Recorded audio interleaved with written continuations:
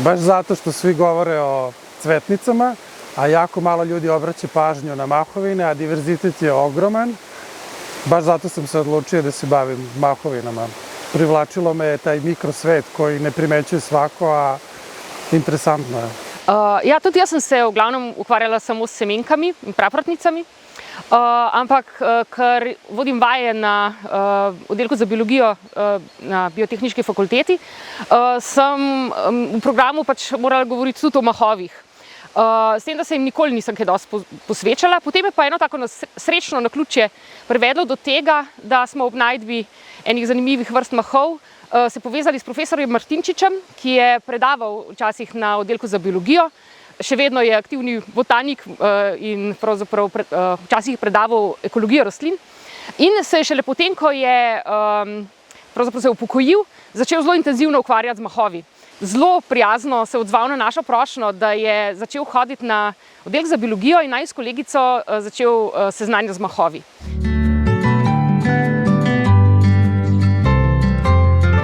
Interesantne, permanentne, one koje mogu više godina da žive, ima i oni koji žive kratko. Drugačije su zbog toga što imaju samo jedan set hromozoma i zbog toga što nisu velike jer nemaju provodne sisteme. Dakle, ipak morate da imate osjećaj da gledate na sitne stvari. Mahovi so predvsem majhni, rastline, ki ne cvetijo, zato ljudi pravzaprav ne pritegnejo preveč in jih ponavadi dojemamo kot neko ozadje, neko zeleno ozadje, na katerem pol opazimo, ne vem, kakšnega polža, na katerem opazimo mogoče kakšno cvetnico. Nobeden pa, se mi zdi, da večina pa pravzaprav ne zazna, koliko so raznoliki, koliko je različnih in morfoloških skupin in tudi potem, če gremo pa še naprej, pa vrst, recimo celo podvrst in tako naprej. Tako da v grobem, recimo, ločimo 3 glavne skupine mahov. Eno so rogovnjaki, te so najredkejši, tudi v Sloveniji samo nekaj malega vrst.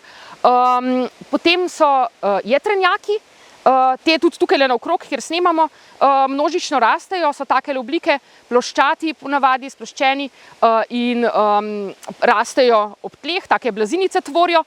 Nekateri iz te skupine imajo tudi liste in so pač malo drugačni morfološko, ampak recimo, če nekdo omeni jetrenjak, ponavadi se pomisli na nekaj takega.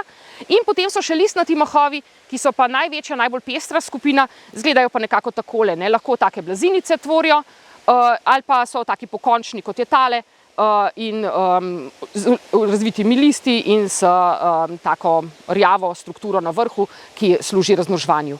Tako da to so recimo te 3 glavne skupine, ki jih enkrat spoznate, ni težko potem tudi razlikovati na samem terenu. Zdaj, ločiti med sabo je pa malo večja težava, je treba pa malo več znanja, malo več časa.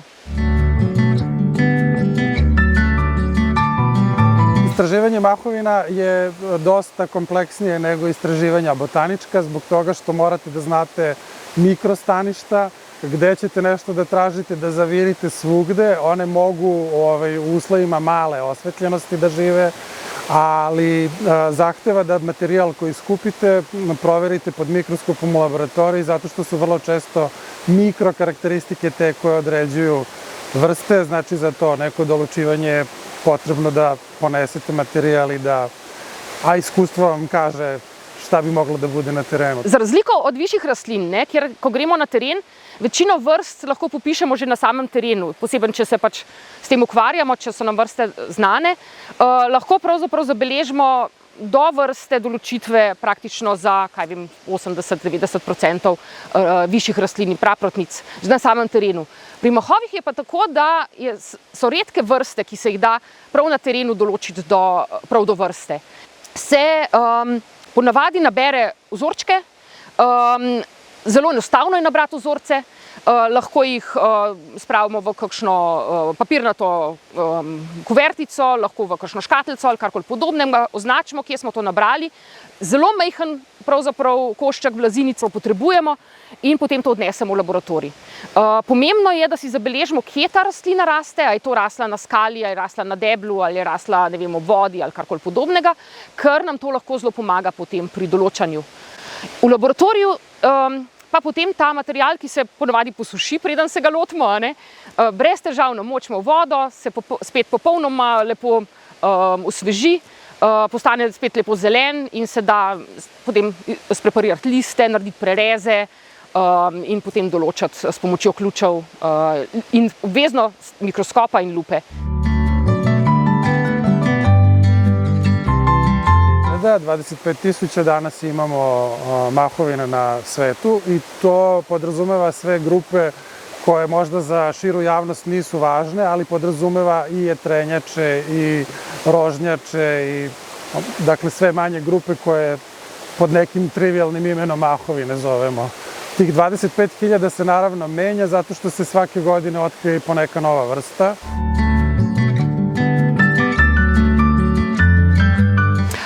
Ja, v Sloveniji ne vemo točne številke. Pravzaprav so sicer po eni strani dobro raziskani in vemo, da je vrst veliko. Nekje čez 800 vrst mahov je zabeleženih v Sloveniji, ampak recimo že v zadnjih nekaj letih, ko sem se jaz začela malo bolj podrobno s tem ukvarjati, smo našli že nekaj novih.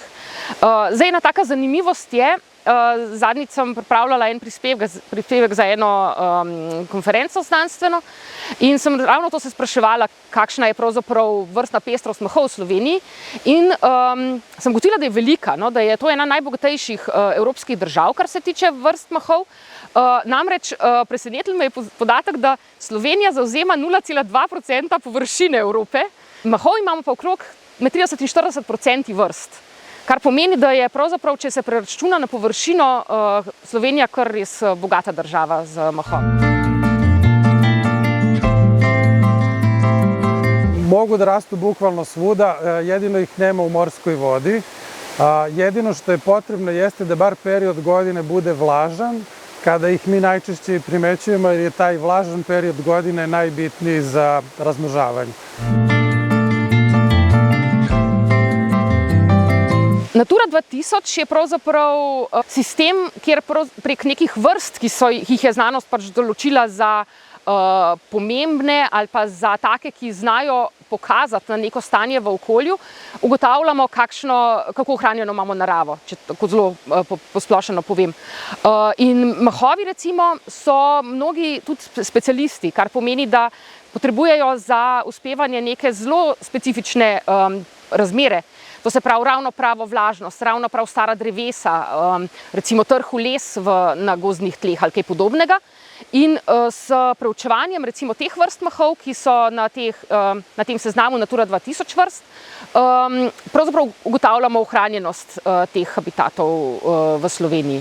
V Sloveniji so trenutno zagotovo prisotne vsaj 4 vrste iz tega seznama Natura 2000 vrst in vsaka ima čisto svojo ekologijo in pač različna potem habitate z njimi proučujemo, mislim ohranjenost habitatov.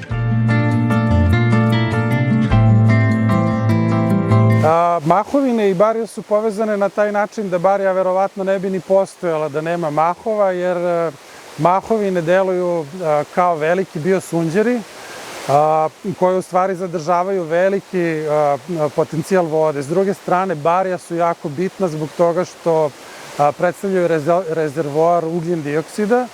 Na taj način praktično ublažavaju temperaturne razlike, promene klima i tako dalje. Odvisno, katera barja pogledamo. Zdaj, barja so lahko zelo različna in večina ljudi, ko reče nekdo barje, pomisli na šotna barja.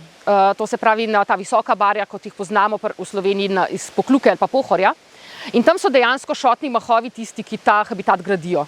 To se pravi, naredijo dejansko substrat, na katerem se potem lahko naselijo različne vrste semenk, tam živijo potem tudi recimo določene vrste gliv, živali in tako naprej. To se pravi, na visokih barjih oziroma šotnih barjih, če tako rečem, so mahovi tisti, ki gradijo sam habitat.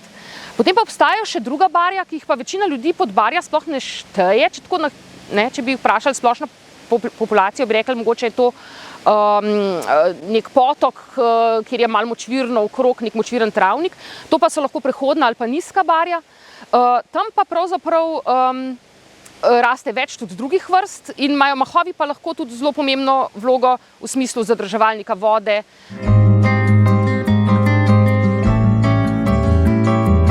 Na svetu bi mogli da kažemo da je efemerum jedna mala vrsta koja praktično se zadržava najmanja, među najmanjima. Ja jako volim da istaknem i neke koje kada tražite nije vam dovoljna ni samo lupa, nego morate da znate, jer vidite samo osje, male dlačice koje vire iz podloge, a među najvećima spadaju svakako neke vodene, kao što je Fontinalis, koji može da dosegne u vodi i do 1,5 m, 2 m. To je zaista rekord zato što mahovine nemaju provodne sisteme i onda se snabdevaju vodom samo sa onime što je napolju. To znači da sva vlaga koja je napolju praktično snabdeva ćelije vodom, a to je jedan od razloga zbog čega ih i nalazimo najčešće na vlažnim mestima.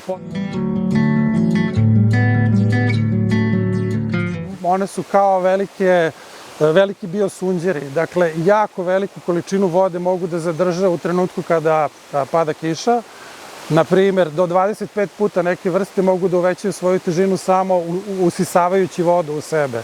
A onda kada nastupi sušni period, one polako otpuštaju tu vodu, omogućavajući vaskularnim biljkama, ovim cvetnicama, da se normalno razmnožavaju, cvetaju i tako dalje, da završavaju svoje cikluse i kad je suša.